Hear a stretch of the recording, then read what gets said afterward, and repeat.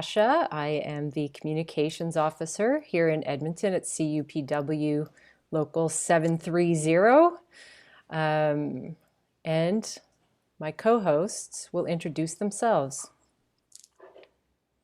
My name's Todd. I'm a shop steward at local CUPW 730 and also involved with the Temp Rights Committee. And I'm not really a co-host, but I'm a little bit of a helper for these sessions. My name's Roland. I'm the local president of the Edmonton Local. Thanks, Roland. Yes, I definitely forced you into a more active role this evening for sure. So, and we have our very special guest, Jean-Claude Parrot, here with us, and we will get to the official introductions in a moment. We just want to get some housekeeping and out of the way and read our harassment policy and land acknowledgement, as we like to do before we get started. And I will start us off with that. CUPW 730 Harassment Policy and Treaty Acknowledgement. Union solidarity is based on the belief that all union members are equal and deserve respect. Any behavior that creates embarrassment or humiliation prevents us from working together. We cannot allow or accept behavior that undermines the dignity or self-esteem of any individual or creates an intimidating, hostile, or offensive environment. Words, actions, or conduct which is racist, sexist, homophobic, or transphobic divide us. So does discrimination on the basis of disability, age, religion, language, and ethnic origin. Sometimes discrimination takes the form of harassment and bullying. These are harmful and create feelings that make it difficult to work collectively. CUPW's policies and practices reflect our commitment to equality. We want this event to be a discrimination, harassment, and bullying-free zone to ensure that everyone's dignity is respected. CUPW is asking everyone at this event to share in the responsibility of creating an environment free of harassment and bullying. If you feel that you are experienced or have experienced harassment, bullying, or discrimination, or you are generally concerned about an incident or atmosphere at this function, then you are encouraged to discuss it with me, Natasha, Brother Vipond, or Brother Roland Schmidt in complete confidentiality. Any incidents will be taken seriously. By respecting each other's rights to participate, we can ensure that our union functions are respectful and build solidarity. And now the Treaty 6 Land Acknowledgement. An important step in reconciliation is the acknowledgement of traditional treaty land and recognition for people of the territory. Our local would like to acknowledge that we are on Treaty 6 territory, a traditional meeting grounds, gathering place, and traveling route to the Cree, Saulteaux, Blackfoot, Métis, Dene, and Nakota Sioux.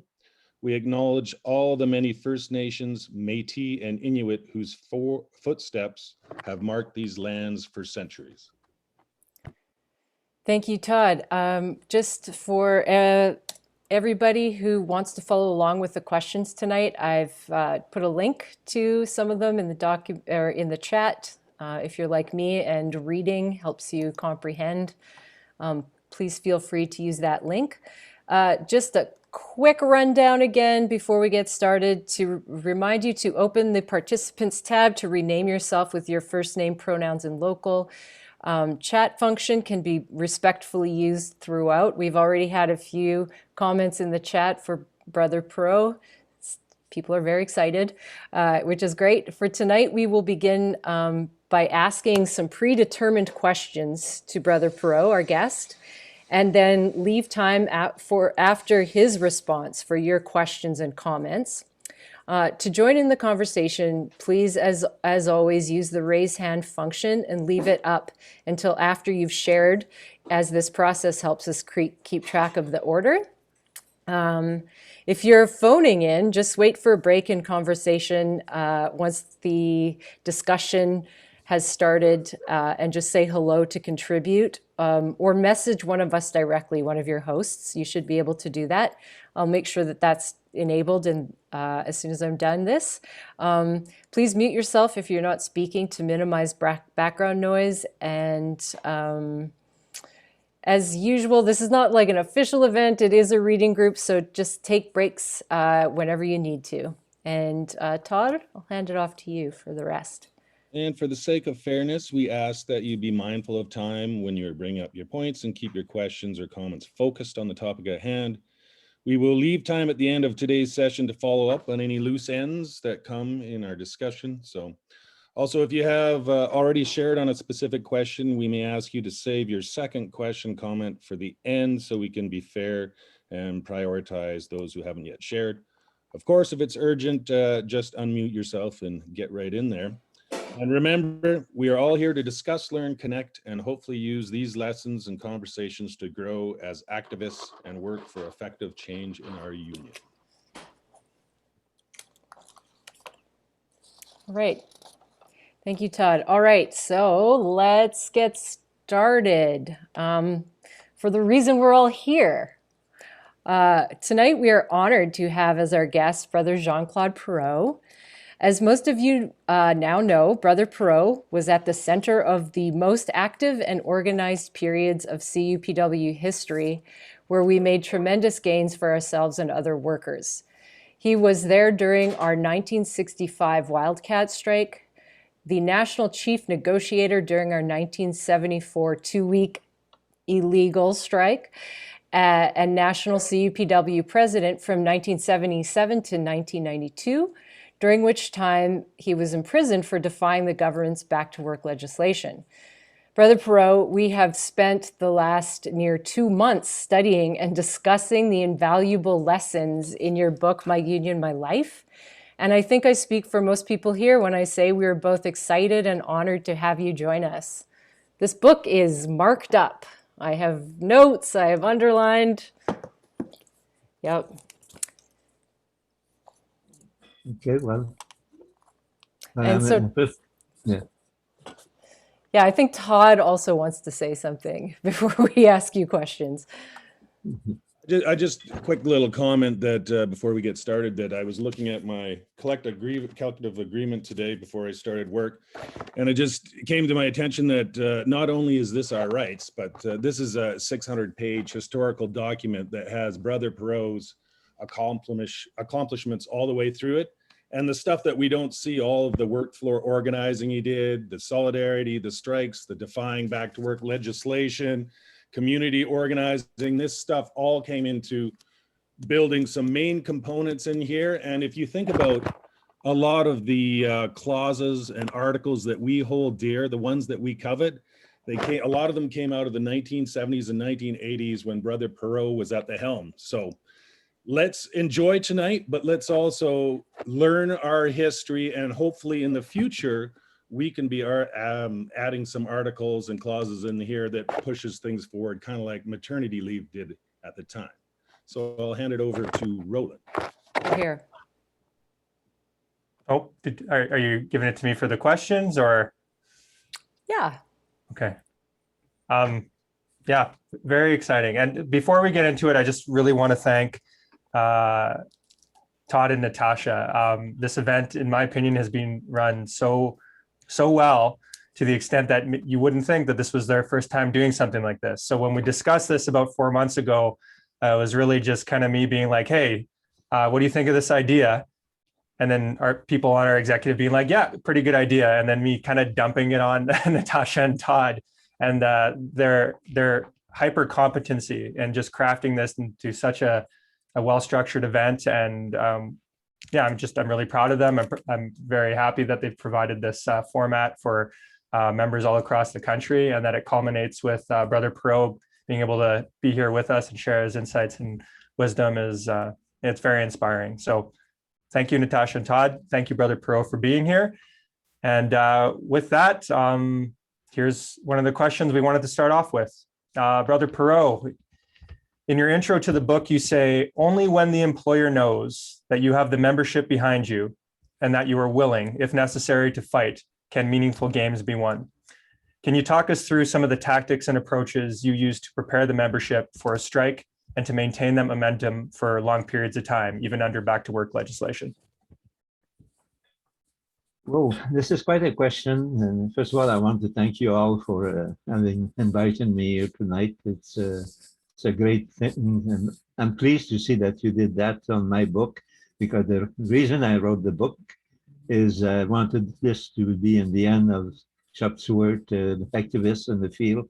This for them, I wrote it so they could have a pretty good idea of the history of the union, but as seen by me, as lived by me, and I'm quite pleased with that.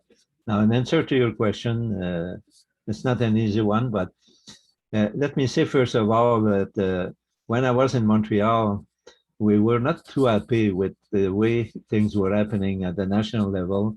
At the time, we were just an association. We didn't even have the right to negotiate yet. And we find out that once we started after the 1965 strike and then obtaining the right to negotiate, we found out that things were done very much in a way that we didn't know sometimes what we were voting on and things like this. We were not happy with the grievance process, and we find out that the collective agreement being negotiated in English was translated by the employer. And we find out we were grieving, and not our grievance was lost because in English it didn't mean the same thing than what we had in French and things like this. So when we went to convention after those things happened, we decided to bring a new way to look at negotiation. And we succeeded to get resolution passed at convention. And a major one, I think, one of the major one was to ask that there be a referendum on the program of demands among the membership. And a lot of people objected, saying, who's going to vote against his own demand?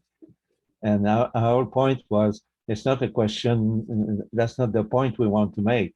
We want to be sure that when that vote takes place, that we can talk to the people in the field and show to them that we know what are their demands, explain to them that these demands are being packed in different packages, how we work, how we see that.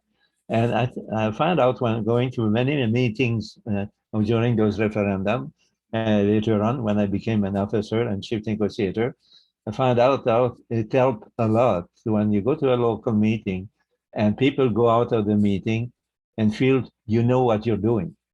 They feel that the union knows what are their demands. They know what are the priorities. And when you get that, it helped a lot the people in the field to organize, to build together. Now, I also got involved in having, at the time I was a national guy responsible for grievances, a national grievance officer. I started to have a sheet going out regularly for the shop stewards and notes for the shop steward, keeping them aware of what the union was doing, things we were doing, and especially what in the grievance process.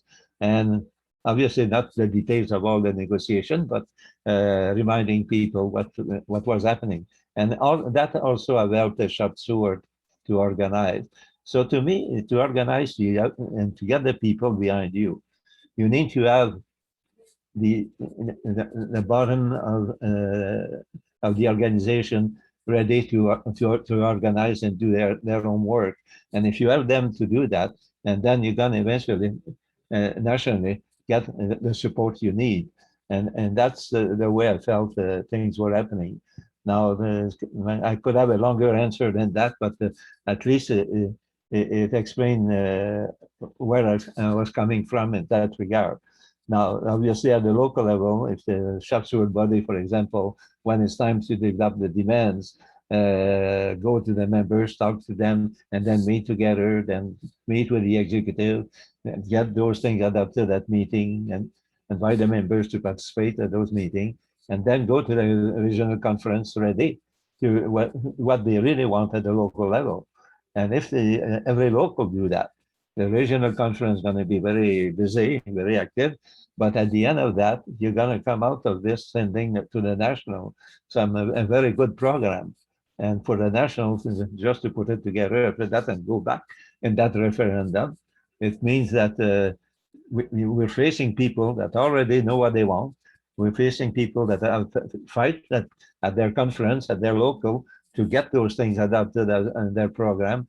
And for you to arrive there and sit the people, hey, this is the way we're going to do it, do things and all this. It's incredible how it works. And I think that's part of how I see mobilizing people to be able to know what we're doing. And I always say, when people say the members are not ready, my answer is always, what are you doing to make them ready? And because they're not going to get ready just because you want them ready. You have to work on it. Thank you. We have a question from Roland. Oh, less of a question and more just a follow up. Yeah, no, it's so cool to hear you like detail that process, because I know that when I was first elected as president a couple of years ago in our local, to be very honest, and especially for people that aren't in the Edmonton local in this room, to be very honest, our local very much struggled. Like, we had a hard time getting people up to GMMs.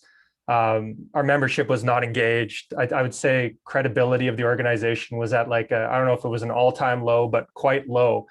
So Brother Parrot, for you to talk about just like trusting the membership and that just giving them the information so that they know what they're dealing with, that very much has been our experience in Edmonton. Like, when we started going back to the work floors and just talking about, hey, look, here's where the union's struggling, here's where we need help, here's what we could do together to win, only by having those difficult conversations where people were actually quite maybe hostile towards us at first, but over time they realized that we were working and trying, that they then came around. And then we started to really see those results of people willing to participate in meetings again. We were able to recruit a lot more stewards, get a lot more people out to educationals. And then even with our recent local elections, like huge amounts of members getting involved in the process again. So yeah, no, thank you for sharing that. And I guess if anyone else wanted to just jump on with comments about that question, by all means. Or we could just turn it back to Natasha for the next one. Well, I will say that someone in the chat just mentioned that it was Edward mentioned communication is so important. There needs to be that back and forth that Brother Pro you were talking about between members and national. And I will say that one thing that we've been talking about a lot in our sessions while we study your book is the importance. We keep coming back to the importance of trying to meet, like as activists, meet members where they're at and not try to impose what we think we should be doing or what we think is right onto people. But, you know. Okay, I'm not sure. I think I missed exactly what you want me to. That was more just some comments that I had and that someone else had. But we can go on to another question now, unless anyone else has a question that's on topic. Just give people a minute. Okay, I don't see any. Actually, Todd, did you want to take the next question? At the time of the successful 1974 strike, there was a minority Liberal government in charge, with the NDP holding the balance of power. Do you believe the minority government status in 1974 affected the strike tenure and the eventual settlement? How big of a role, if any, should the political climate of the day play in Labor's decision-making? Yeah, I will say that it definitely it had an impact at that moment, because this was at the very other time where we were having that's 74, I think we were talking about. Yeah, this is the time we had that strike, and that was basically started in Montreal, and what happened is we were able to finally get things moving. And one of the reasons, I think, is that it was a minority government. And I think that's why they wanted to resolve the issue. And eventually, they were able to convince the management of the post office to move on and to accept things that even us, who were far from being sure they were going to say yes to this, but finally it came at the end. And I got Joe Davidson was there at the time, the vice president, and I remember him saying that we did really well, and he mentioned that. I think he wrote a book, Joe Davidson. By the way, I have it here. Joe Davidson wrote a book too, and I don't know if you can see it well, but my light is not very good. And in it, he talked about the 1974 situation because he was there with me. We were both at the table at that time trying to resolve that strike. And he talked about that, and this is what he said, that a minority government in this case as in some way as an impact for us, but a good one, because they didn't want, and they were going to get in an election, and they didn't want to, so that worked for us. So.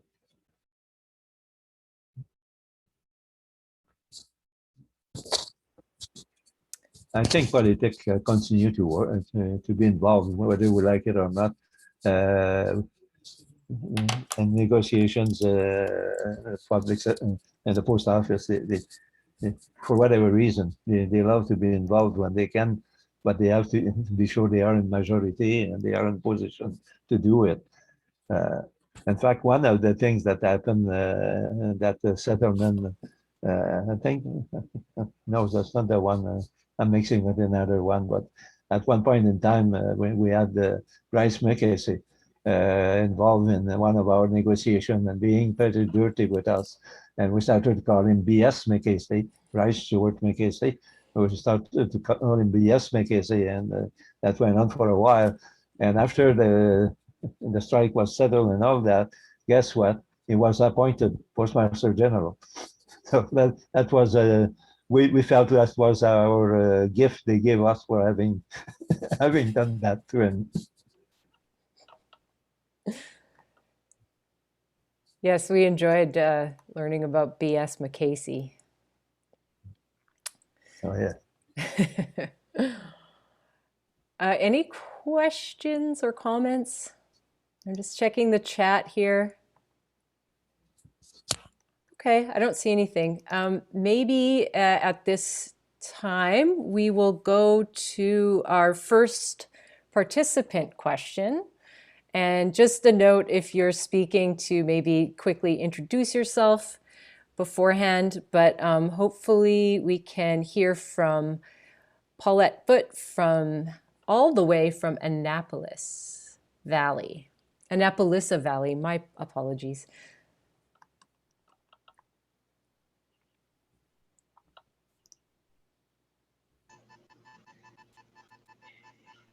You want me to read the question? Yes, please, and just say hello. Oops, I don't have the question at hand. Oh, is that right? Would you, I could read it for you if you'd like. So, if you don't mind, because I wasn't prepared for that. Okay, no problem. I do not mind at all. Brother Parrot, we did, as you know, we got our participants to submit questions they wanted to ask you. So Paulette sent this question. As a union member, I have great concern on how we are ever going to make positive change with Canada Post when they have control over us from the start. We are not playing on a level playing field when the employer we are working for is the same one who can also change the rules. This is a double-edged sword that we are dealing with. How are we ever going to get back the right to strike? Our hands are tied when working for an employer who changes the rules to suit themselves. Canada Post has no intentions to negotiate in good faith because they have the government on their side. How can we turn this around to get our rights back to strike? Well, that's not an easy one. I think it goes back to the same thing than what I said for the first question, in the sense that the only way we can fight back in those cases is by having a full membership ready to to do the maximum we can do and make the employer knows that they are there and we are working, we're going to do whatever needs to be done to achieve a fair collective agreement. And for that, it's again organizing very much across the country, and again making it clear that our issues are worth a fight. We're not going to fight for something that can wait. These are things we want to have now, and there are ways all along to put pressure on the employer. Sure, at the end, we could always say we could strike, we could always say we can even defy the law, that kind of stuff. But before that, we have to make the employer knows all across the country we're serious. And there are ways to do it. I remember in a local, when I was in Montreal, at the time, there was nothing to do with negotiation because we didn't have the right to negotiate, but was working in a post office.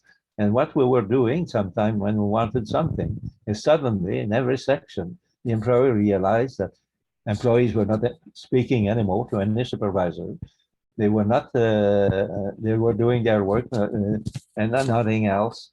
They were not answering questions asked by the management. They were refusing to talk with them whatsoever.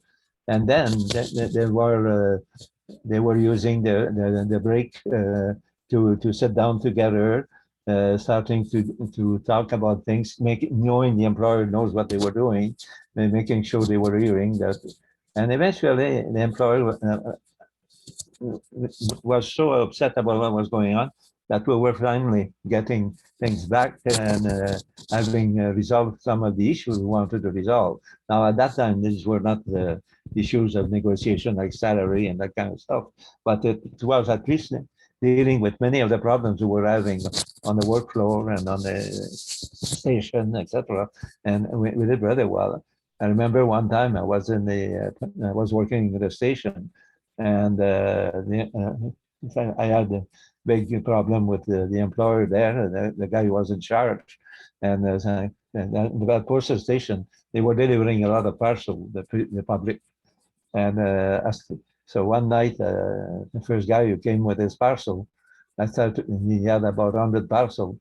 I put them all on the scale one by one, checking whether he had proper stamps on it.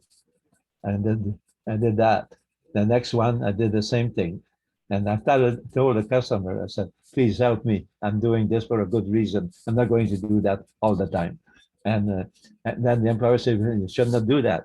Well, I said, there was not enough stamp on this one. You don't want me to let people coming with parcel with not enough stamp, that kind of stuff. And let me tell you, within 2 days, my issue was resolved.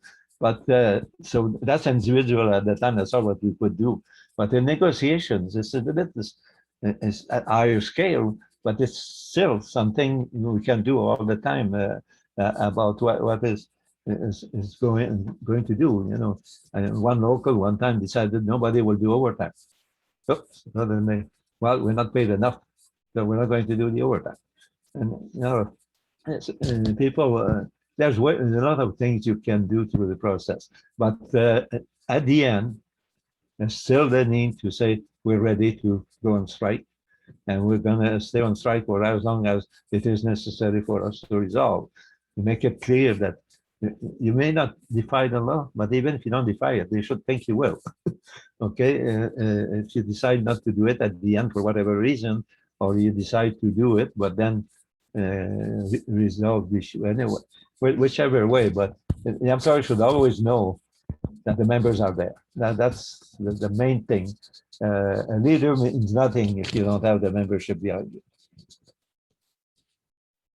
A leader could just put that together, but he's not going to be the one who's going to make that everything will change.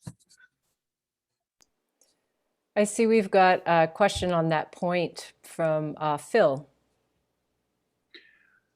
It's nice to have you with us, Brother Parrot.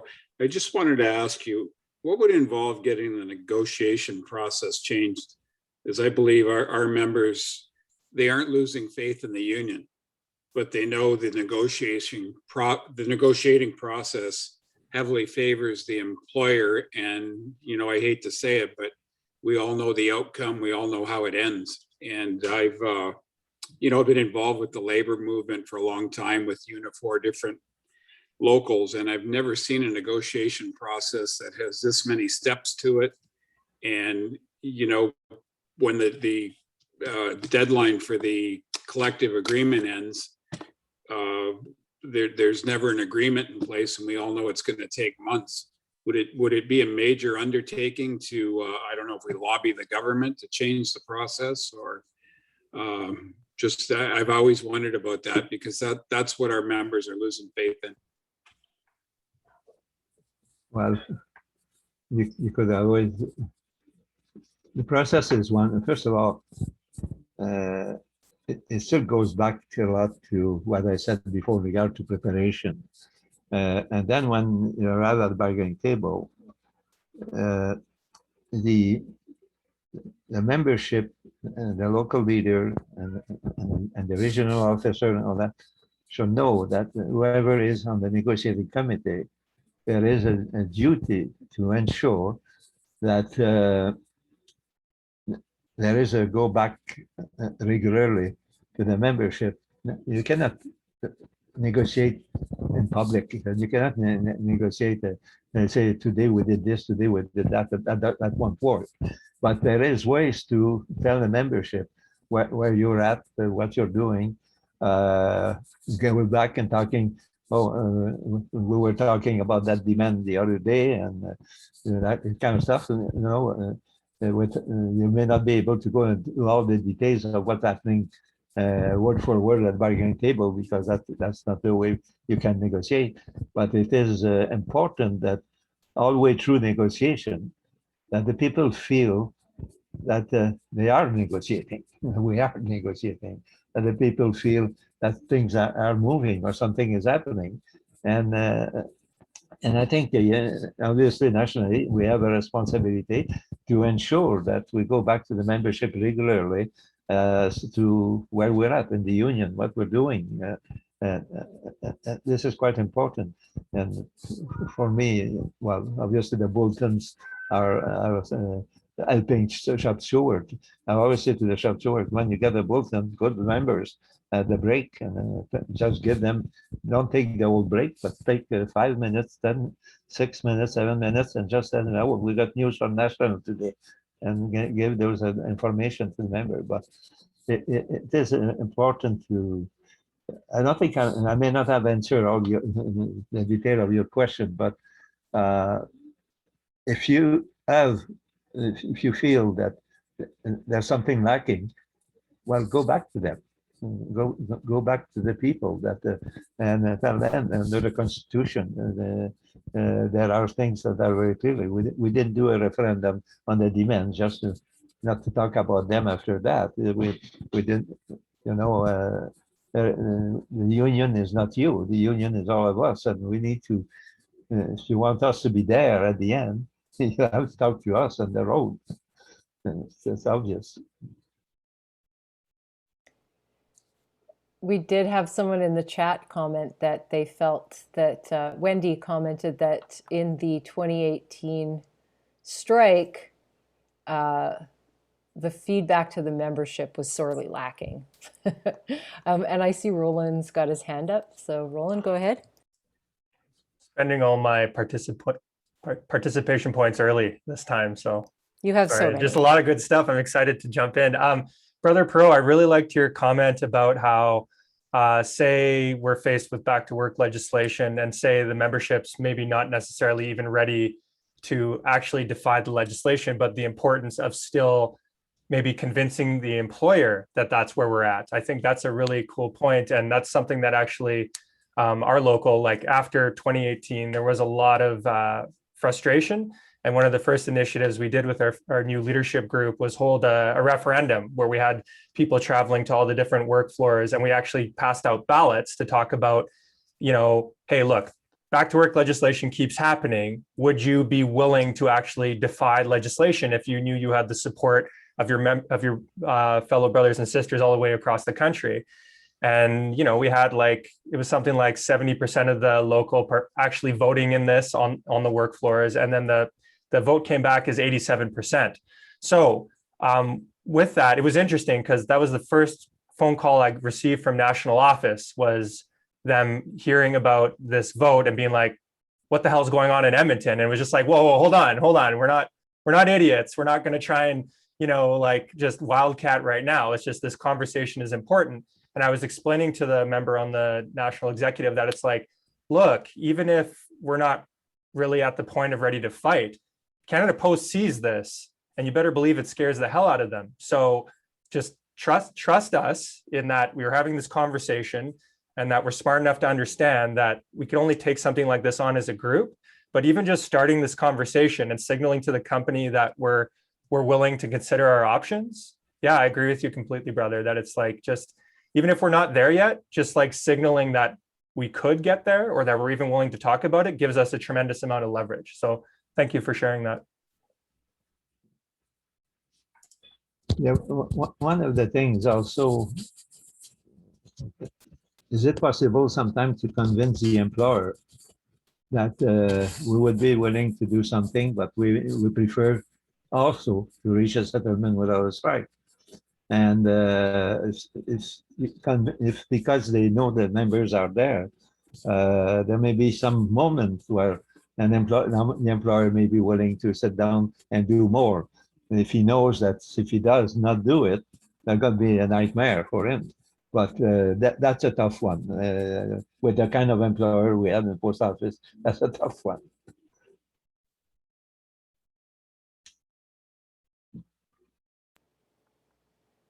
Indeed. I'm not, Okay, I don't see any more hands up. Someone did say trust the membership. Actually, 2 people echoing that. Trust the membership in the chat. Yep. well, just the example, the time we defied the law, let's face it, we never have done it before.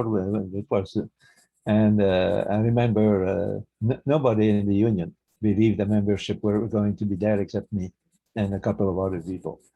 When people were phoning from the local saying, we're not going to be there, and members are not there, that's not going to happen. And obviously, the only way I felt it could happen, I knew that the demands were important for the members at that time, and it was important we do something. And it was to go public with no walking around, and just make it clear. We took the decision, we're not going back to work, we defied that law, that's it. I may not use defy the law, but we're staying out, and we look at night, and then people were phoning me the next day, you cannot believe the people are all out. I didn't think they were going to be. Yesterday they were telling me no.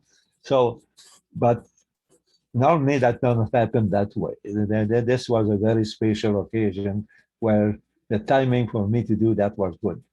I had a good sense it will work, and I was lucky that, because it could have been reversed. I cannot be absolutely sure, but I am quite convinced that it was going to work. So the point is always bring the members ready to at least go as far as being able to say, well, if the union calls a strike, we'll be there. If the union wants to defy the law, we'll do it. But that the message goes to the employer all the time.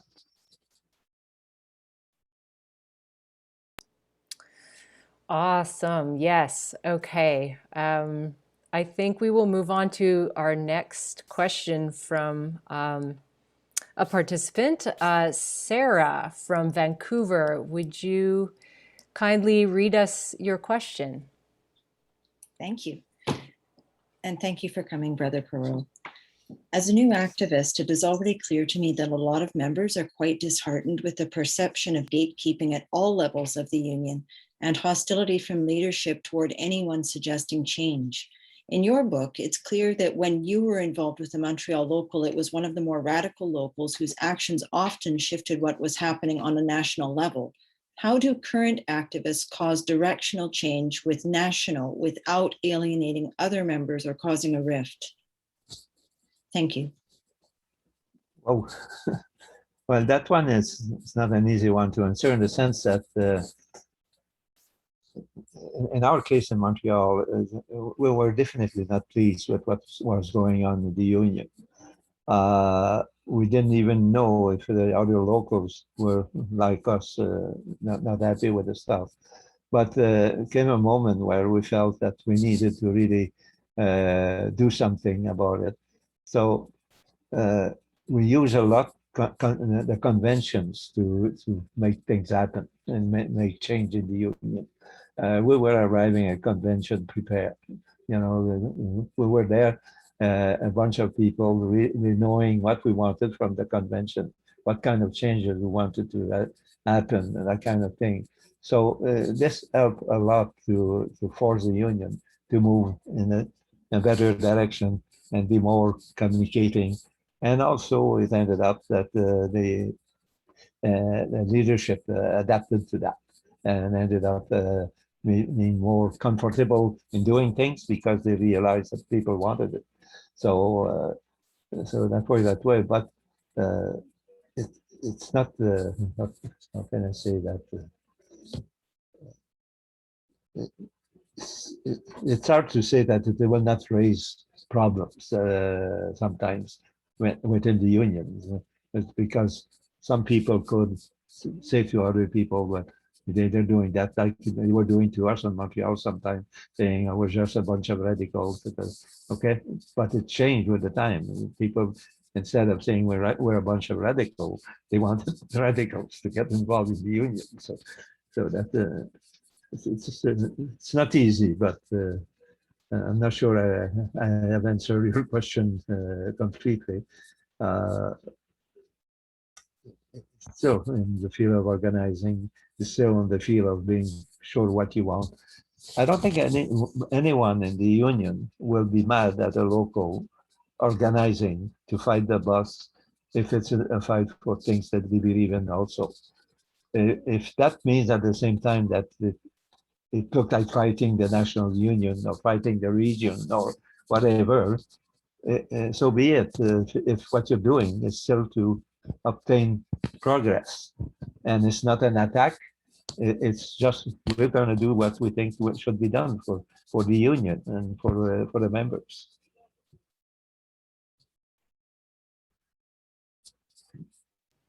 Sarah, did you have a follow-up?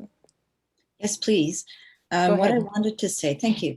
What I wanted to say was, thank you for answering that. And it isn't easy, you're right. And the other thing that I found is that when we have a person of integrity, it doesn't matter whether they're a shop steward or what level of executive, or even if they're not even a shop steward or not a first aider, they're just a member on the floor who's an activist and they don't want any position, but they're really, really good at rallying and organizing and informing and connectivity and looking out for people.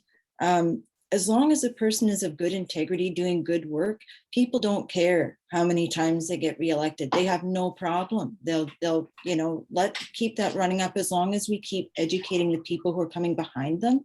It's when we have people who, they do things to inhibit others from being, or they'll let them be educated only so far, and then they start blocking them or inhibiting growth. And that's where we find it gets really hard. But thank you for your answer. I really appreciate it.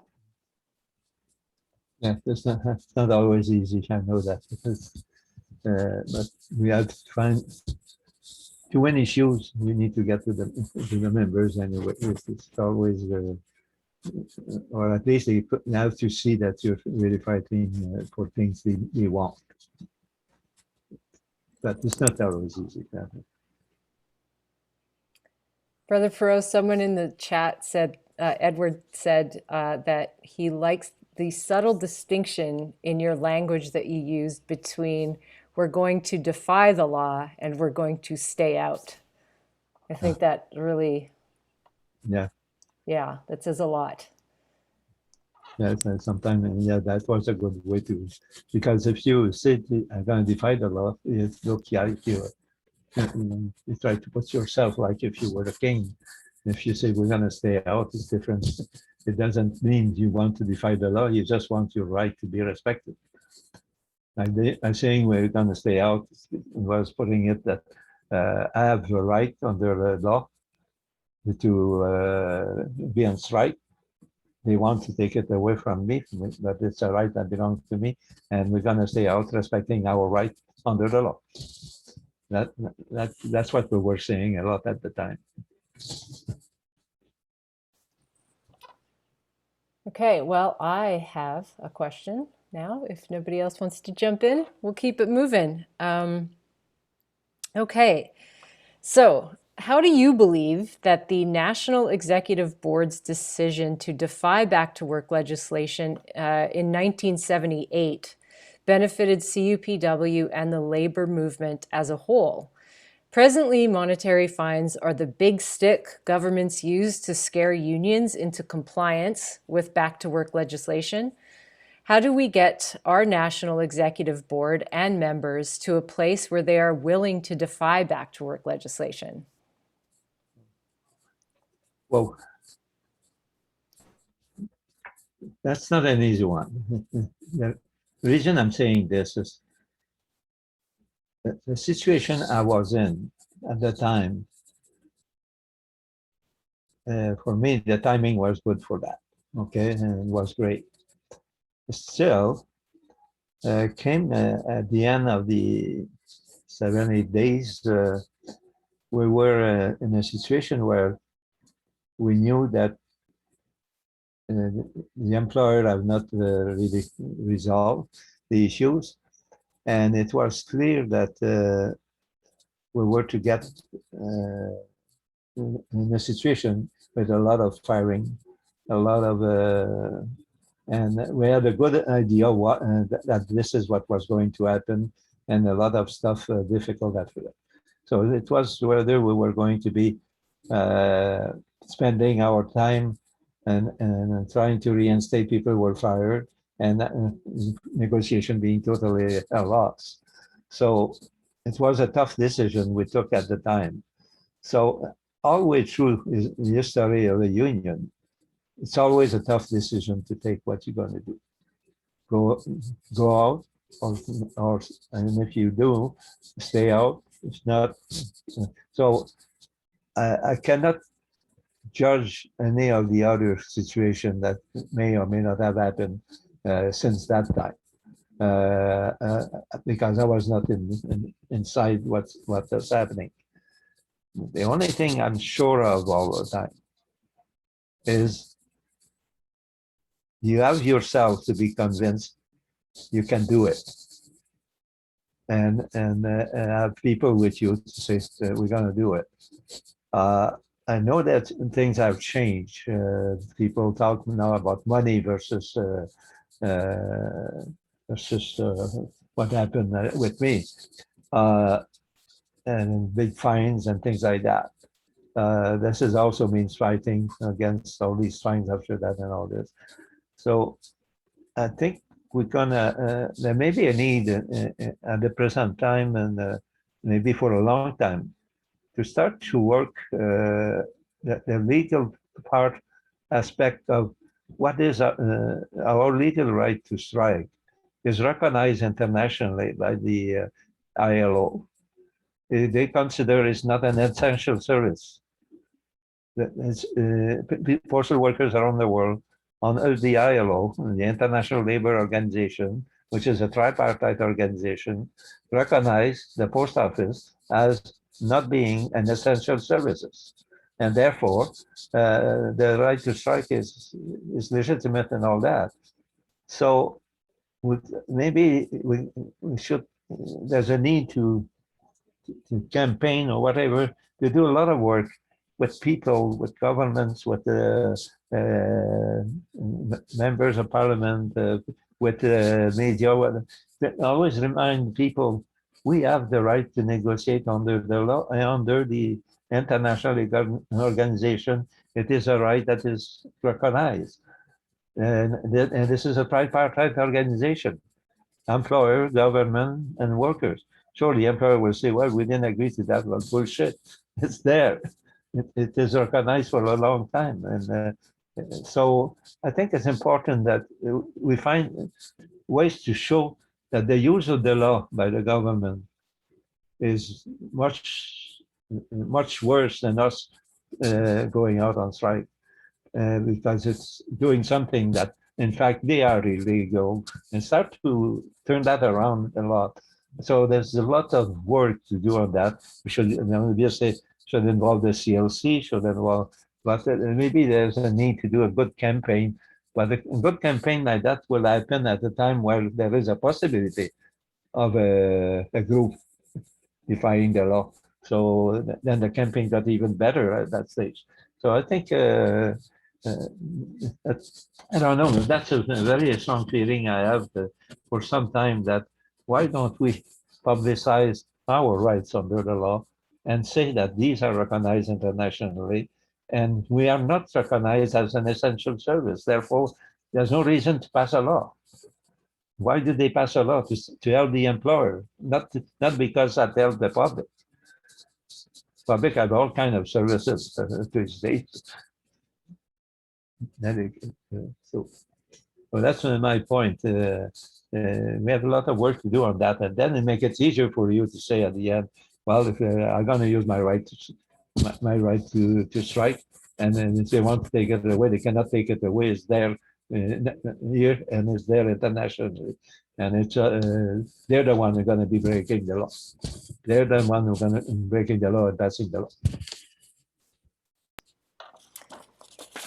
Yeah, that's always part of the frustration. We know they're breaking the law, right? So, and then that leads to this sort of feeling of helplessness. So that is a great point. I've made notes, and I plan to do some more research. And we also have someone commenting in the chat, any fine should result in a demand for complete amnesty for all members and officers before we return to work. Because there was people are saying, you know, as soon as money gets involved, that really scares members who have mortgages, and, you know. Yeah. It's just that's why I say that if it seems, I'm sure with the fine it's more difficult to find to write in the members if they are going to be threatened to pay fine and that kind of stuff. So that's why it's important to start to talk about who really is defying the law right now. And I think the government, by supporting the employer by a law, is defying the law. Absolutely. Just to add in there, Brother Parrot, when you were vice president of the CLC, did you do any organizing around the issue of one of the unions defying back to work legislation? No, I would not say that. We were involved in a lot of supporting people, but I was not placed in a situation like that as far as I'm concerned, maybe because we had different fields. That I don't remember having been put in a situation of having to address that issue. But I did, the reason I'm raising it with the ILO is because I got involved at the ILO. I was representing Canadian workers at the ILO. I was on the governing body of the ILO. And I was also the spokesperson on one of the main committee of the ILO, the one who had that convention. And and we were the one who were having the one who had to see if people were respecting those conventions. So when there was complaint, we were looking at those complaints. So that's where I was, and I was a spokesperson for the workers on that committee. That's why I was so often in Geneva, going back and forth, because I was very much involved. But and to me, it was clear over there that the right to strike was a right recognized very well.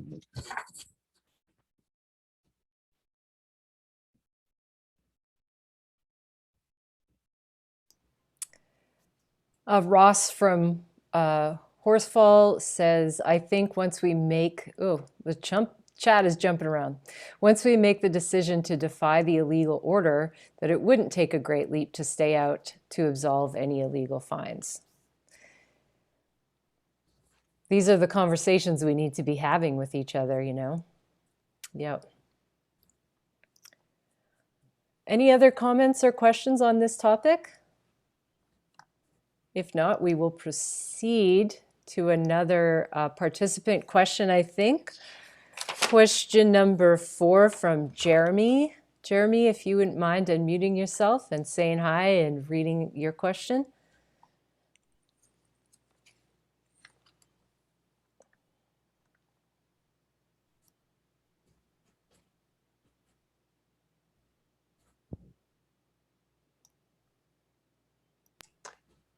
Can't hear you, Jeremy.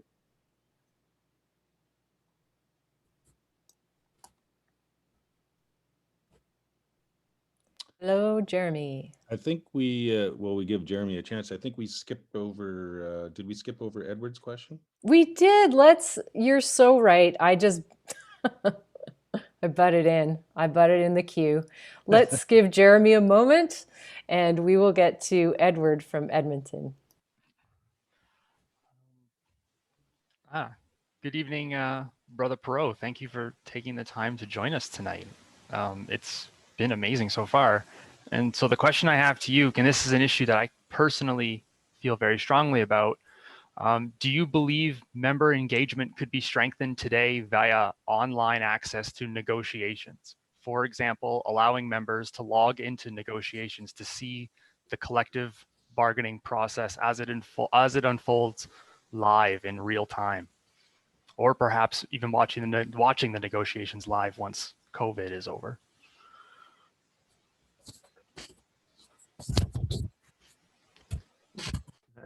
I will not be in favor of that personally. Let's say that if it was just a question of doing a show at one point in time, that would be a show. That's all what it would be.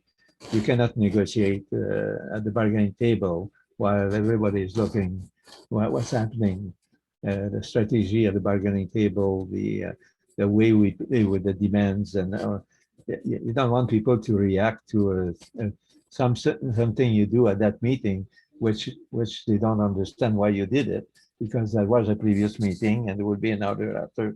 So no, I don't think negotiation is what I call in public will work with any organization. That doesn't work. The negotiating committee is not composed of many thousand members. The negotiating committee is appointed by 1,000 members to do a job, but there is a responsibility for the negotiating committee to report back, not to the members, to the executive, and the executive should have a responsibility to report back to the membership with a view of not hurting negotiation, but on the contrary, to always help the negotiation.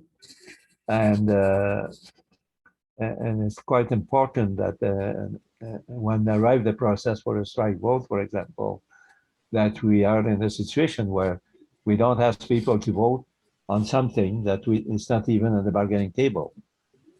It used to happen in our union at the beginning, where we were asked to give a strike vote, and we were finding out that 3, 4, or 5 items they were asking us to vote for to give them a strike mandate were already dropped at the bargaining table. So it is clear that this is something that should not happen, but that's the responsibility of the executive to ensure that when you go back to the membership for a strike vote, and it is now in the Constitution, at least when left, we succeeded to have it there, that there is a responsibility for the union to go back to the member and say, this is not there anymore. When you get a strike vote, this is what we're fighting for. This is why we're going on strike. This is why we're going. Otherwise, it's playing games with the members, which is not a good idea. Because some members may be very strong on one issue that is not there anymore, and you're going to make that person believe, and then at the end we'll find that out, and you're going to lose that members in the union. What's the deal with the union? So you have to be honest with the people. It's very important. But But having negotiation people looking at a negotiation session and all that, it will turn out to be a show. If it ever happened, I don't believe it would be a real negotiation taking place. I believe it would be a show given by the two parties or something like that, because otherwise it won't work. Thank you, Brother Perot. I really appreciate your answer, and you make a lot of good points. It could perhaps be debated whether or not a show would be better or worse than the current state of negotiations, but that's a different discussion. But I thank you for answering my question. And just one point. The best show you can give is to keep the people informed of what's going on, and not in the detail, the day-to-day, but keep the members involved. For example, last week we were talking about this demand, the bargaining table, and we continue to fight for your demands, and they're all being discussed. I don't know. There's always nothing maybe to get the members more informed, but we cannot really negotiate with the members everything. Otherwise, it would be a real fiasco at the bargaining table. Sorry, I interrupted you. Roland, go ahead. Yeah, just very quickly. I know exactly where Brother Buckholt is coming from, and it's I suspect that it's, it is frustration from like the past couple rounds we've been in, where our members have felt there hasn't been that communication like that, Brother Perot did so effectively in his years in leadership. So it's I'm just going to basically welcome all the members here. It's like, just please, you have your conferences coming up. You're going to have the ability to be delegates to national convention. All of these things are just super important that you're getting involved, because the only way that we can make sure that those clear lines of communication happen is if there is that constructive pressure coming from the local level. So as we go into negotiations and we feel our committee isn't reporting back enough, it's going to be these activist networks that we have across the country all working with each other and communicating, that we could create that pressure and be like, look, this isn't acceptable. We want to hear more. And I believe that with that sort of pressure, National will respond. And if they don't, that's another conversation for another time. But honestly, the apparatus is there, the foundation is there, mostly set because of people like Jean-Claude back in the day, establishing that new way that negotiations should be reported back. So when all of our demands are passed and we get to ratifying the program of demands, it's like we all need to be paying attention. And if we feel there isn't that transparency that we deserve, it's up to us to force it. Mm-hmm.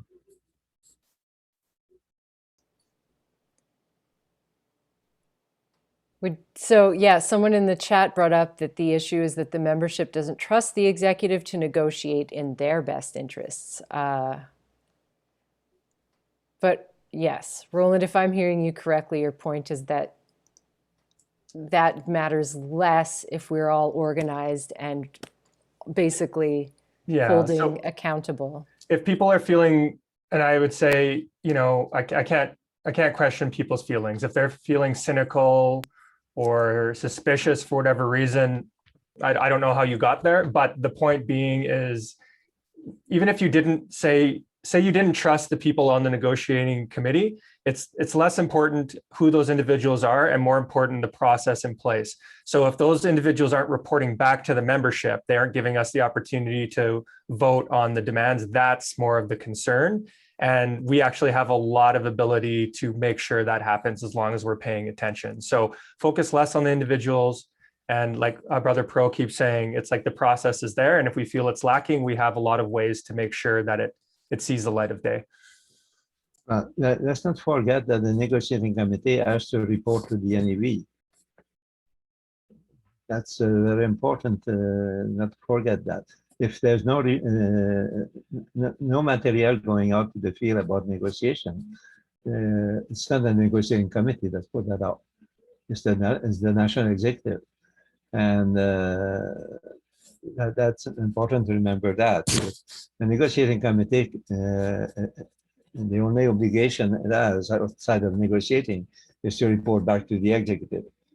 The negotiating committee is not the one who goes to the field to report. Now, unless the executive during a vote asks a member of the committee to do that, to go to a meeting or something, that's one thing, but it's not their responsibility to report. You have, when you say the negotiating committee do not report, never forget, they will never report to you. It's not their responsibility. They report to the executive. And the executive has to decide what can be said, what cannot be said, that kind of stuff.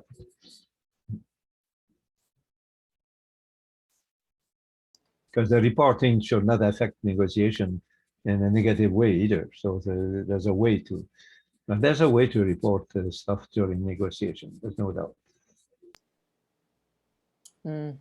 Yeah, that's a good point.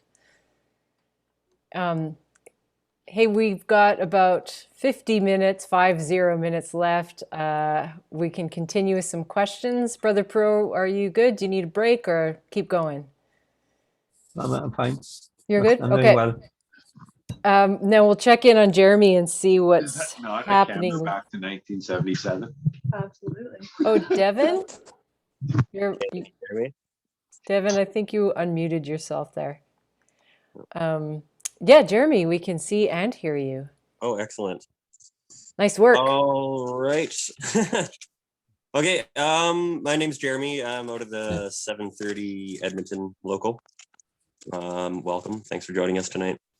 During your tenure as vice president of the CLC, you went in with a leadership-centric approach from your successful years at CUPW, where you were always at the center of the action. What were some of your most memorable campaigns and accomplishments? Also, where do you think the CLC is now, and what changes do they need to make? Oh, I don't know where is the CLC. I'm not, no, I'm retired for quite a few years now, so I'm not inside of what's happening clearly in the labor movement. I see once in a while material from the CLC on campaign, asking people to support campaign, getting involved in something. I see, but I'm not inside of what's going on, and I'm not inside of even convention. Even sometimes I'm invited to a convention of the CLC or of CUPW. That doesn't tell me what's going on in the union, except what's going on at the convention. But so it's very difficult to answer what I think the CLC is. I'm not involved in one union. I'm not involved, the only thing I can say is when I was involved in a retiree organization of postal workers, I helped to put that one together. I resigned as president not long time ago, and I had a good support of the CLC on that, on what we were doing there for our retirees. And the CLC has a guy there do good work for the retirees in general. So in that sense, I was satisfied of my relation with the CLC in regard to what was happening for me with the organizing the retiree of the post office. Now, but that doesn't tell me what was the relation of the CLC with the rest of the movement. Unfortunately, to try to judge on that would be very difficult for me. But you have to be inside of your union, involved in the CLC, to be able to answer that. I think for me, I've been away too long now to be able to judge that. And in my case, I'm still here from the CLC because, like many people, I got their email about some of the campaign they're doing and all that, but I don't know how they work, those campaigns, sometimes the result and all that. We do have someone with Phil from Windsor. Phil, you wanted to comment or have a question on this matter? Yep, I just wanted to make a comment. I'm kind of piggybacking off the last question, but from reading your book, Jean-Claude, it just doesn't seem much has changed in the 40 years with the CLC. The problems you had with Dennis McDermott. Right now, it's in total disarray. Unifor is walked away for now. I'm just, and I see the current president who basically endorsed Finance Minister Morneau's budget at one time, and it just got head shaking within the labor movement. And I'm just wondering what your thoughts are on how do we ever unify the CLC, because right now they are so detached from their membership that I don't know how we bring it back. Yeah, oof, that's a tough one. How do we do that? I guess it's still a question of maybe organizing with leaders of some unions and your union, getting together and talk about what the problem we think we have, and what are the difficulties we're going through, and be able to go back to the you could even not wait a convention. You could go to a meeting with the CLC officers there and say, listen, we want to talk about this and what's going on and all this, and they will have to accept to meet with you and discuss those issues, and then but it's a very complicated for me to try to, because I really don't know for sure what's going on. I know there's some difficulties with some unions. One left, I think the CLC. So why I was concerned that people will break up the CLC, and for me, if you don't have a CLC, you better have something else, because we still need the Canadian Labour Congress, because if it does its own work, it is important the work it does. I was lucky when I got elected at the CLC. Bob White became president. A woman from no, I got a blank right now. Anyway, the four officers were well recognized and well respected, and that helped a lot what we were doing. But we were talking to people. We were talking to the executive of the CLC. We were involved in participating in convention. We were speaking at Federation Convention. We were very much involved and not afraid to talk about what we were doing and what we wanted to happen, what other stuff. I was reporting regularly what's happening at the ILO. I felt it was very important for me to do that. And so it's a question of maybe if it's going bad and then we feel something's not working, I think it's to talk to some people that are involved in the movement, that are involved in the CLC even, and maybe have good talks about what do you feel is wrong and what is happening. Yeah. So you have, in fact, the UPW even have an officer that have been that is part of the CLC right now, that maybe can talk to you about what's and to tell you some information and help you. You have other officers, I guess. But I don't have the magic answer right now. I'm trying to think what I would do if I felt there's a problem with the CLC, and I would do as usual. I would go there and say, okay, let's talk about these certain things. We wonder why this, let's go with someone else. I will never go alone. I will go with somebody else.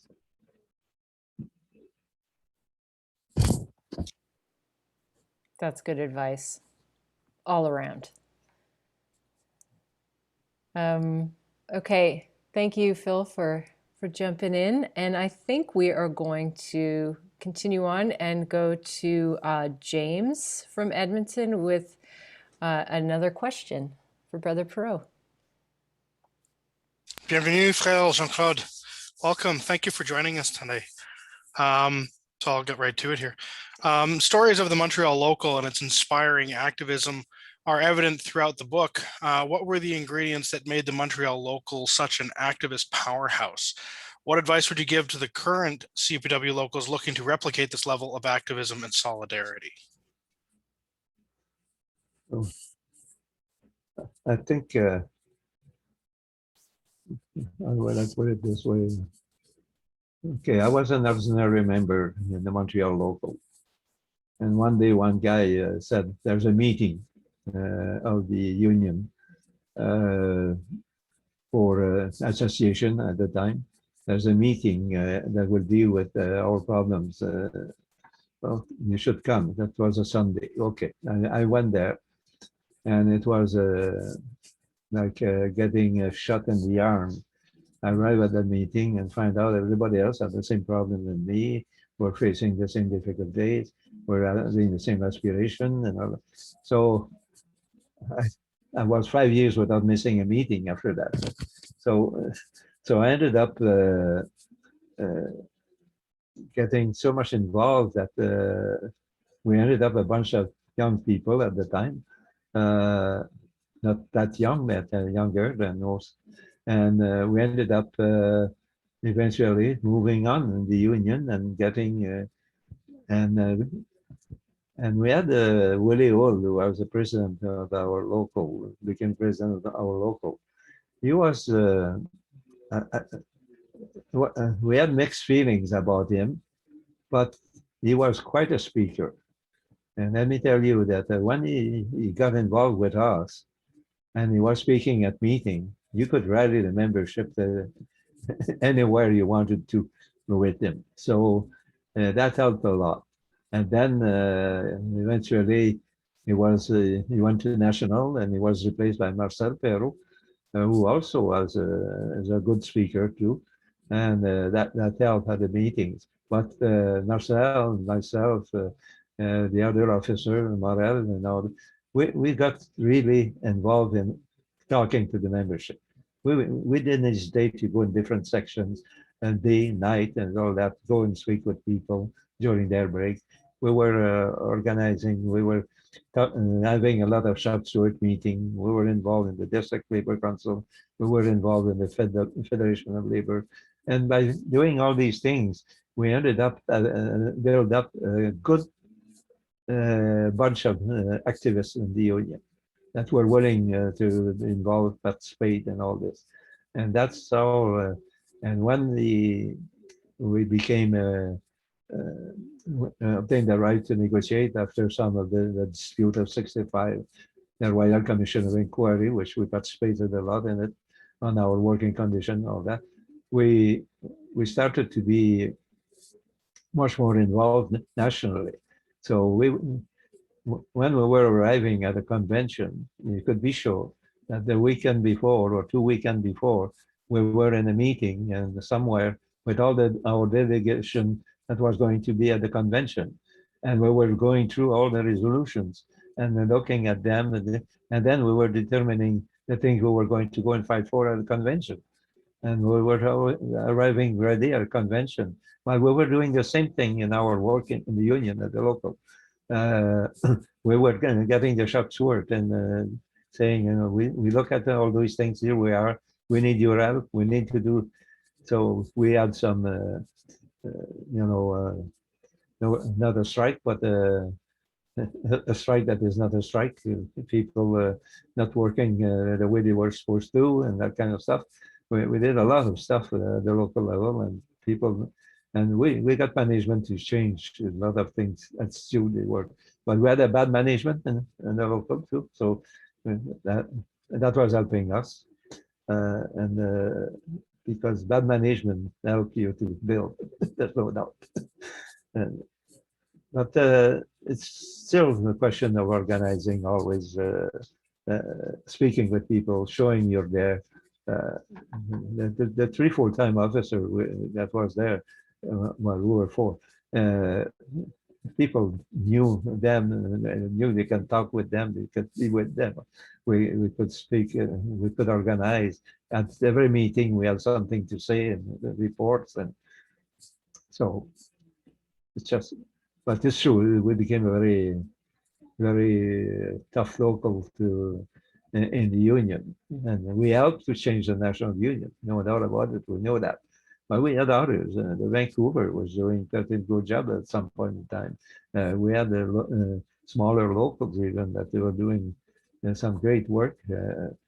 And the larger local, Toronto and others across the country, Edmonton, among others, and several others were doing also their work.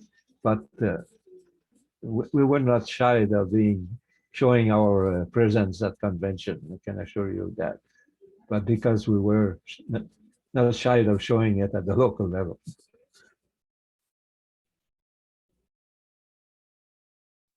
Nothing worse than going to a meeting not organized. Me and Marcel, we were going to a meeting with the employer. Let me tell you, before going to the meeting, we knew what we were going to do and what we were going to say. We were expecting, remember one time I said, I'll let you talk. And at one point in time, I'm going to get mad and walk out, knowing what they're going to say, what they're going to do. So we went there, let the meeting go, and suddenly, bang, I walk out. I said, I got enough of this shit. I banged the door. So Marcel said, gosh, you really got to my officer. He told management, he said, you better think about all this because I'm going to have a problem in the union if we continue to do this. And then he walked out too. And we just went back and waited. And the next day they called us and they resolved a few things. You know, it's always a question of tactics, strategy,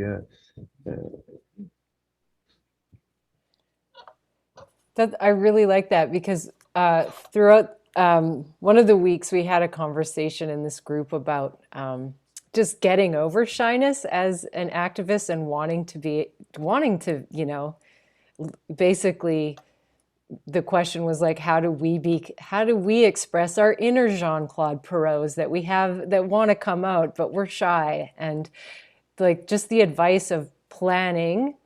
It sounds to me like you're saying, have a good plan, be prepared, and then that sort of helped you mitigate some of your own. I mean, I don't know if you had shyness to deal with or not, but it sounds like having a plan really helped you. Yeah.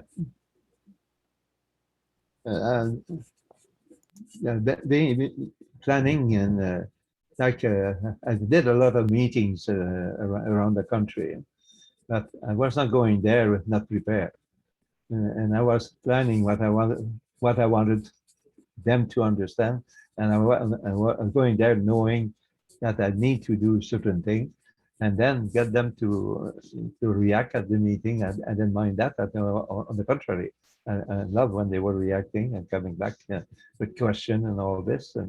But it was very important to, and sometimes it was important to know what was going on. And sometimes the local was telling me, oh, we got problems like this or this one. One time I went to Vancouver and they told me that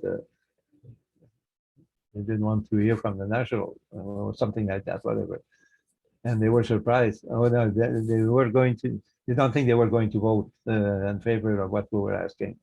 And they were surprised at the end of the meeting, people supported our position and voted in favor. But it's a question of being honest with people. And you get there and you say, I know you're mad, but you're right to be mad, but you have to understand that being mad doesn't resolve things automatically. You have to do something about it.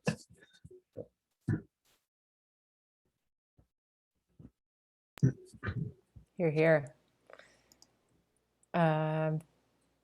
Okay, I was checking the chat, but I can't keep up with that. So maybe we will go to Let's see, one more question from the group. We have a question submitted from Wendy from Edmonton.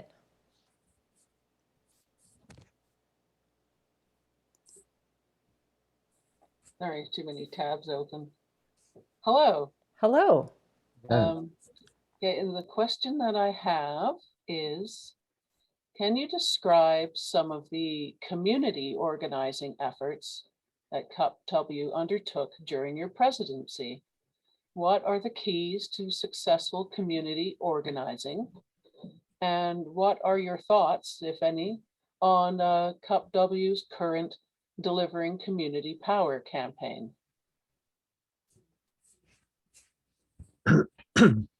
I think community organization are very important in our society today. Sorry, just a second.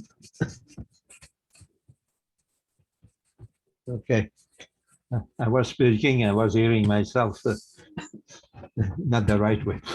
So anyway, no, I think community organization are very important. I think I was involved personally supporting many of these. I think the union I was encouraging our people to be involved in the community, and there was some that were involved more than others, I suppose, but these organizations help.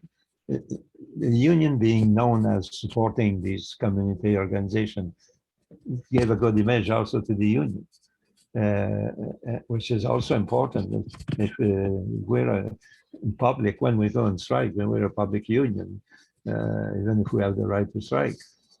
So it's important to be sure that the people have give a good image to the people, and I think it's a way one of the way to do it is helping a lot of community organization. There are all kind of them, so many. There's some local, there's some organized provincially, there's some others nationally, and I think it's important they feel that you're there. Appointing many locals have an officer or someone responsible to the contact with the community organization.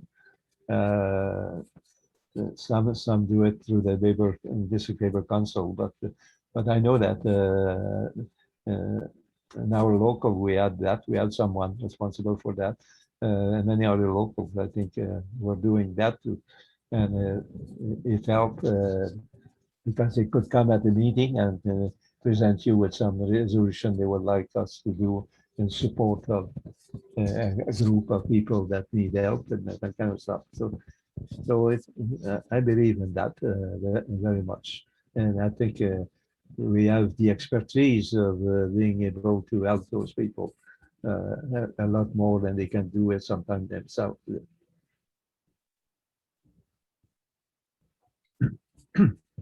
Not sure this answer all your questions, but if not, you could tell me. Oh, no, it's very helpful. Thank you. Brother Pro, I think another part of the question was just a comment or an opinion or comment on the current Delivering Community Power campaign. I'm not sure of your familiarity with it. On the current? It's called Delivering Community Power, and it's a CUPW, a current campaign that has it's a many-pronged approach that I believe part of it is to be leveled in our next round of bargaining. And if someone who might be able to off the top of their head, which I don't have that kind of brain, Kelly, did you want to give us a quick rundown of the elements of the current Delivering Community Power campaign? That is a national campaign, national CUPW campaign. I can do my best. So the Delivering Community Power campaign, it started a couple of years ago. And some of the main aspects of it, postal banking is one of the main ones. So creating another revenue stream and also replacing when brick and mortar or banks are leaving rural communities, there's usually a post office in those communities. So trying to offer financial services there. There's also greening the fleet, so our carbon footprint. So it's electric charging stations, electric fleets, because we have the biggest fleet in Canada, even bigger than the RCMP. Another part of it is elder check-ins. So checking in with customers when we're already there. So making that actually part of our something that we do every day anyways. What are some other things that are on there? It's really community-based. Broadband services. So offering broadband internet. Oh, sorry. Thanks, Ross. I see that.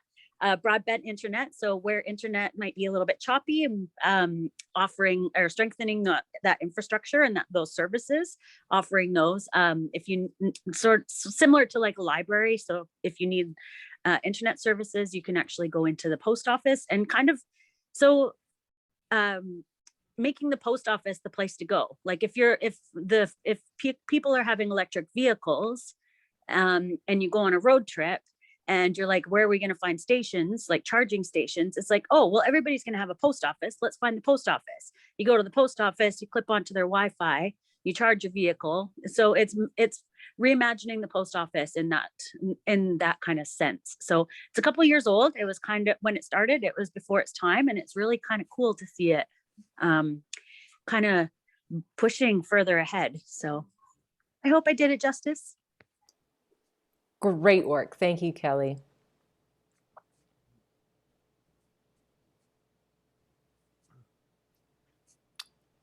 Yeah, so Brother Pro, if you have any comments on all those elements. Yeah, I think for me, I think it's great that those things are happening and that people involved in all these community organizations. And this one, I know I saw on Facebook. I ended up seeing some of this stuff that comes from the institute, but I'm not directly involved in it. But I follow those, and sometimes some of these community organizations are going to send a donation and to help. But I'm at the stage where I cannot do much more than what I'm doing right now. It's I have my wife at home, and who need me to be there, and I've been away so much away from her through the years that I owe her to be there at the time where she needs me right now. And so that's why I resigned from the presidency of the retirees, and that's why I'm getting less and less involved in the movement. Still following everything, but much less involved than I used to. I was at every demonstration in Ottawa.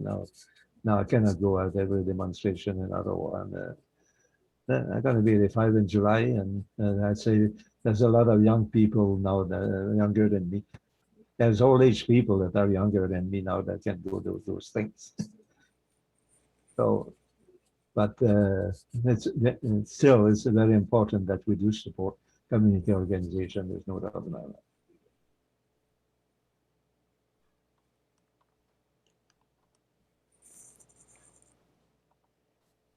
All right. Well, we're kind of we've got about 20 minutes left here, and we do have the hosts do have a few more questions that we could toss out. Does anyone, is there something that came up for you while we were talking, or a question you would like to ask? Anything you'd like to kind of go back to? All right, there we go. There's all these hands popping up. Okay, let's go to Edward first. Hi, sorry, Natasha, but thank you again for the second question. Brother Parrot, a lot of countries in Europe have labor laws that stipulate that large corporations have to have worker representatives on their board of directors. Can you ever see a future where that would be possible with Canada Post, or do you think that's something that they would never agree to or never concede on? The thing is, I don't know. I want to be on that. I'm not sure it's a good idea to have someone sitting there. And then everything that happened, we're going to have just someone that being the one that the management will say, well, you got a representative there. I feel that I'm not convinced we need to be on the board of director of the post office or any other board of director anywhere. I think that's if they want to know from us, they don't need to have one of us sitting there. They can talk to us, and we can talk to them. But I'm not a big fan of these, and I know it may have happened in some other organization. There may be some reasons in some places where it's important, whether it's because of financial stuff or whatever. But on the point of view of labor relations, I don't think that will help. I'm afraid that it will be played against us more than for us. You're going to need someone that's going to be really strong, not influenceable at all, and someone who will not hesitate to report back to you every day if necessary. But that won't happen on something like this. I don't think so.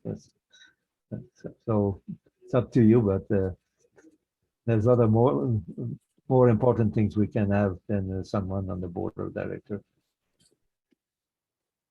You'll just increase the salary of someone. That's all what you're going to do.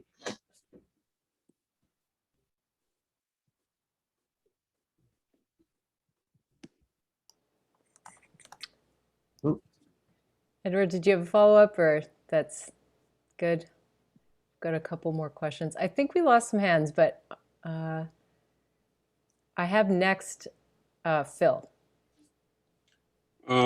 Brother Parrot, I might have the loaded question of the night for you.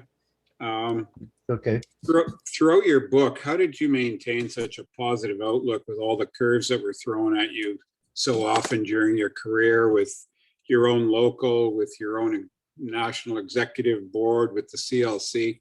I just find it amazing that you were able to do that. You cannot be a very militant person and active and all that without once in a while hurting someone, or having someone to disagree with you. And when those things happen, you have to live with them and you have to deal with that. And I try to deal with those the best of my ability, and that's all. And there's no way to avoid that once in a while someone will not agree with you, and I say this is healthy to be challenged once in a while. This is important, in fact, that people question what you're doing, or ask you questions that maybe look negative to you, but I remember there was one member on my negotiating committee, and people say, gosh, he seems to always say no to things that I said, it is important to have someone like that, and to keep you honest, and it's important to stay honest. So once in a while, you have someone who's tough. When you say you want to agree to something and he says no, okay, we'll have a caucus. We'll talk the whole committee together, and okay, well, why you say no? What do you think is the reason? And after that, you decide then whether you're going to go ahead or not. But I think it's important to have some people that question you once in a while, and that even argue with you. And not that may be why it was one of the problems when people talk about the differences I ended up with the president of the Montreal local at some point in time. My point was that he was not accepting anybody to challenge him in meetings, or disagree or that kind of stuff. He was inclined not to be able to accept that. But I always said he was a great leader against the employer. You know, I never had any doubt that anyone will not sell us out. That the employer was him. I knew he was not going to sell us out. So, but I have disagreement once in a while with him on certain things, and that's what's fair. And,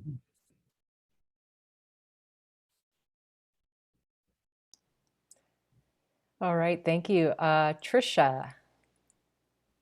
Hi, Mr. Perot. I was pleasantly surprised to see Mike Duquette's name in the book.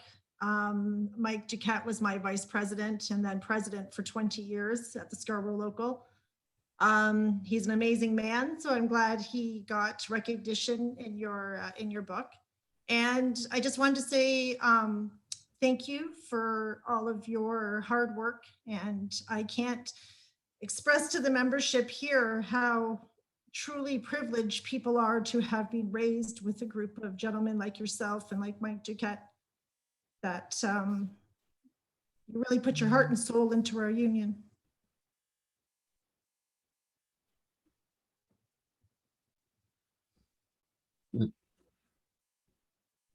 well, thank you. I hope I can, now that I'm one of the senior staff members, I hope I can pass on some of the wisdom that I was raised with your generation, that I can pass that on.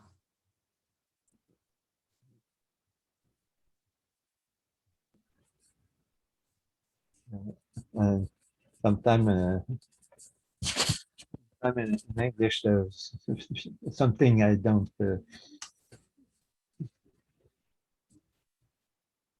I'm asking myself, you ask for a reaction or simply it's a statement you're making. That's all right. It was a statement, I think, of gratitude. No need to. Okay. Yeah. Okay. So I was not sure there was something else. Okay. No problem. I just wanted to say thank you. Okay. Thank you. Indeed. Okay. Anybody else? Todd Vipon, did you have anything come up for you that you wanted to hop in the last couple minutes? I was hoping we've covered the CLC stuff. I'm just, as a letter carrier, I was very interested if I could sneak one last question. If we only get a few minutes on it, that'd be great. But I'm always fascinated by the merger. So yes. So this is one of our backup questions, but it pertains to the merger in 1989. In 1989, LCUC merged with CUPW, and LCUC, their financial, I guess I would call them shenanigans in the post-merger, seemed somewhat disgraceful to their membership and the core values of organized labor. Could you speak to what you believe should be the core guiding principles of unions and labor federations? Any other thoughts on that merger and what it meant to be a postal worker, to the postal workers?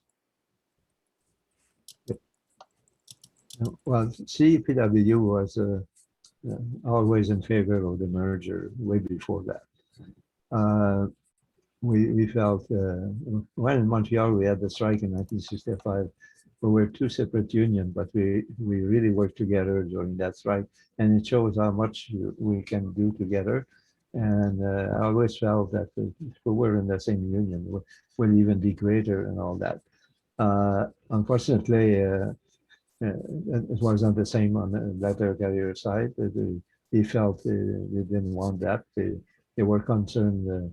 I think we were more people, maybe we will take over, and I don't know the reason, whatever are the reason, they have the right to not be in favor.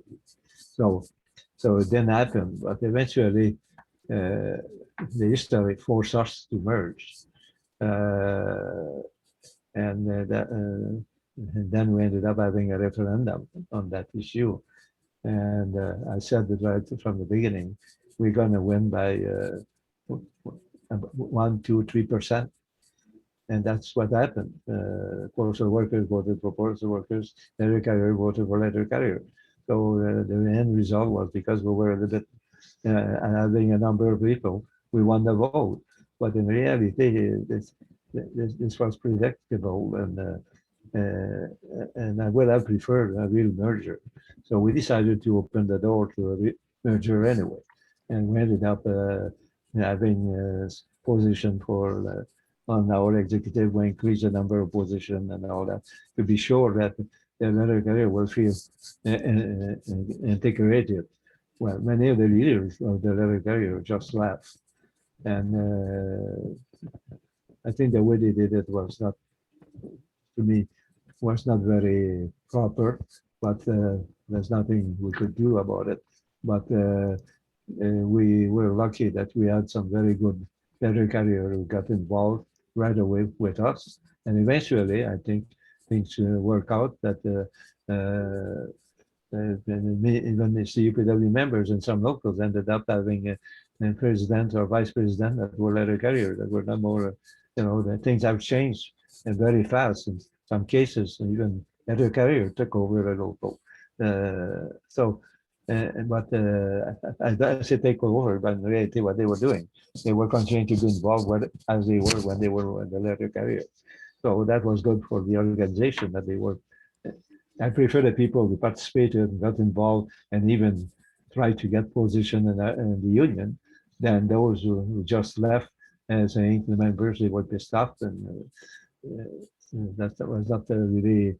And I agree, the way they did leave was not the way I was expecting they would do that. But I know that two of those, and those two I'm not surprised. I'm not going to give names. Well, I may know that. But I'm happy that we succeeded anyway to put our differences together. And I know today people talk about the issue whether you're a letter carrier or a postal worker. We're all in the same union, and we're all people and all members and all workers, all brothers and sisters. Well, thank you. And I think this is just our last few minutes. So reaching out, if anyone has any final comments? We have only a few minutes left. So. Yeah. Well, first of all, I want to thank you all for this, but I surely want to thank you for having taken the time to go through that book. And you cannot believe how much it makes me feel happy that I did write the book. And you know that I put at the end the reason why I wrote the book. It was for the activists. It was for people that give them my view of the history of the union while I was there. And I always say it's not the history of the union, it's the history of the union as I've lived it. So the other people may have other things they would have put in the history that I didn't think putting there or whatever. So it's important to understand that. But still, I believe it gives a pretty good idea of what we went through the years, especially in the field of negotiation and organizing and all this. And I'm pleased I did that. I continue to spend. I got a lot of books still, and I spend my time and giving them to people that are interested in the books, and the boxes goes out very fast, and I'm not even selling them anymore at the beginning because of the company. They had to be sold, but now.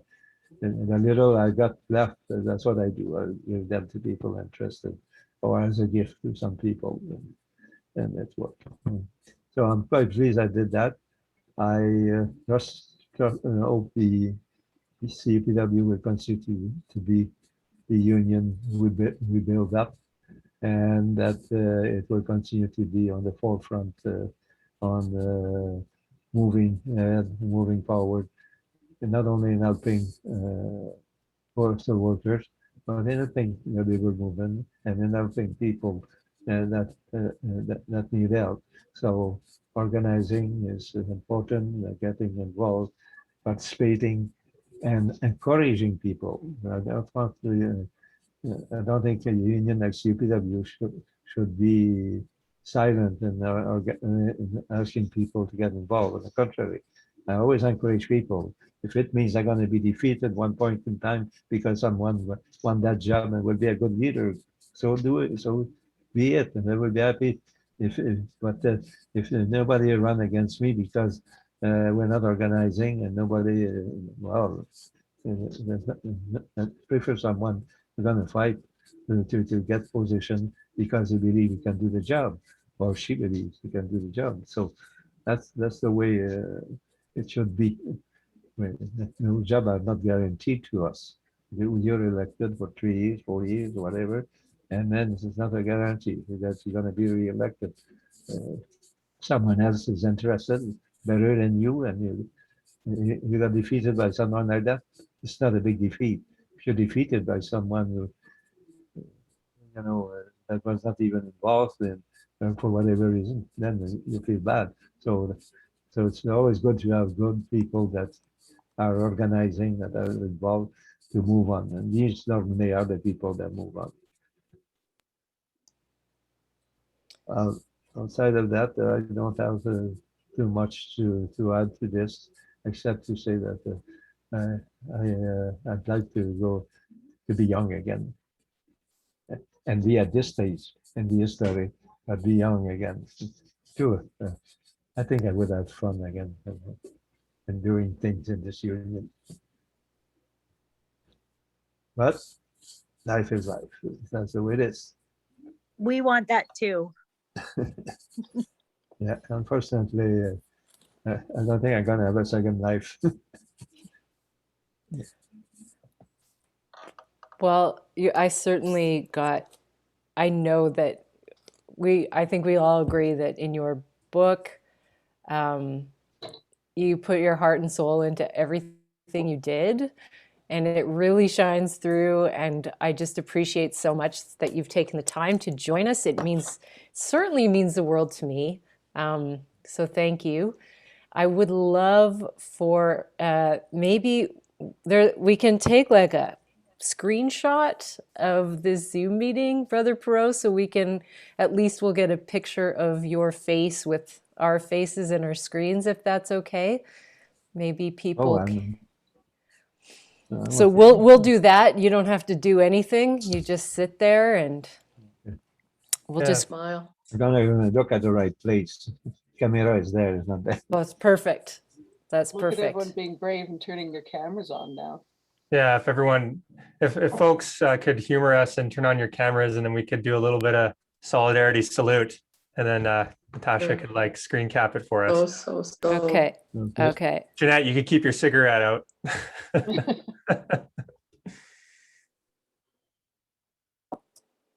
I put my fist up instead. Oh, I'm going to do that again. Jeanette, I didn't get you. There we go. One more. Beautiful. Oops, sorry. Hey, we got it. Thank you so much. And Roland, did you want to say something before we wrap up? Yeah, sure. Again, just to thank our two wonderful co-hosts for all the work they put in preparing the questions and rising to the challenge. We had two objectives with this reading group from our local. One was to really give that perspective in our history of our union to our leading activists. Like, we wanted to give them that training and that understanding, because we are in this uncertain moment in our organization about how we're supposed to fight forward. So we wanted to offer that opportunity to our newer activists, but we also wanted to just very open-handedly invite activists and locals from across the country to kind of share in that discussion. So it's really great to see all different parts of the country represented here. And in the back of our mind, we were like, well, maybe if Brother Parrot's up to it, he might be willing to join us as well. So we talked about that in the beginning, and it was just such a thrill for us that when we reached out, that he had the time to share with us. So Brother Parrot, honored and humbled to have you. Thank you so much. And really, from this reading group, our local is planning to do more events like this. So just please kind of keep an eye out on our website or our Facebook group for upcoming events, and you're more than welcome to join us in the future. But I just really want to impress upon people that if we feel that our union can be doing more, it's going to be because of the work we're doing in our locals.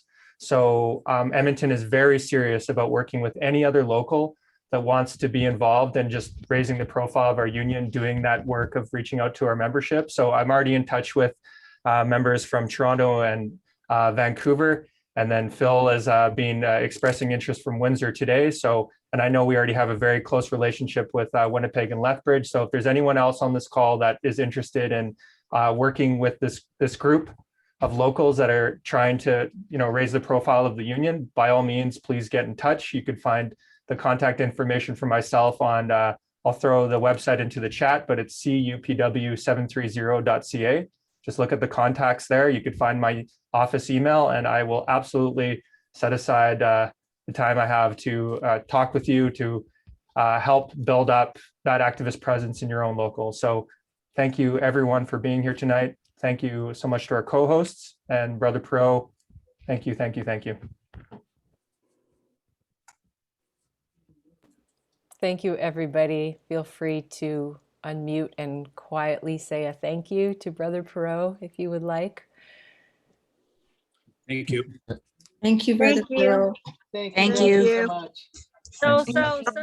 Solidarity. Thank you. Solidarity. For everything. Thank you. Thank you. Thank you, everybody. We've been through quite a journey together. It has been. Thank you for the invitation. I'm not sure I'd be coming at every meeting. I don't want to take away from you what you are doing and spend the whole meeting and talking with me. So, but if you need me at one of these meetings, don't hesitate. I'll do it. It was such a pleasure listening, though. So thank you. Thank you so much. We'd love to hear from you anytime, all the time. Yeah. Indeed. All right, everybody. Good night. Thank you so much. Good night. Tasha, Todd, and Roland, and everyone. I'd just like to say thank you, Brother Parrot. I did a little bit of work on this. Roland really did some work on this, but without Natasha, she did all the heavy lifting. Without Natasha, this thing wouldn't have been brought on. So all the credit goes to Natasha. Everyone, Yay, thank you for Natasha. joining, and hopefully we can do something similar in the future. Natasha. You're Thank most you welcome. so much. The pleasure is mine, and Todd is quite humble. You know, those tough questions that were paragraphs long? We call that a Vipond. The 5-part questions, yeah. Anyway, good night, everyone. I know we are all in different time zones, so we're going to start shutting the meeting down. But please, you've got our emails. Please, let's all keep in touch. Yes, thank you. See you at convention. You've inspired us while we're at conference right now. So Pacific region, right? So that's right. We're doing it right now. So you've inspired us. Like there's some of us that are like, yeah, but so this has been really good. And the work of the union is being carried on by great people here. So thank you so much. It's been amazing. Thank you. Thanks, everyone. Take care, everyone. Take care. Good evening. Thank Good night. you. Good night. Okay, good night.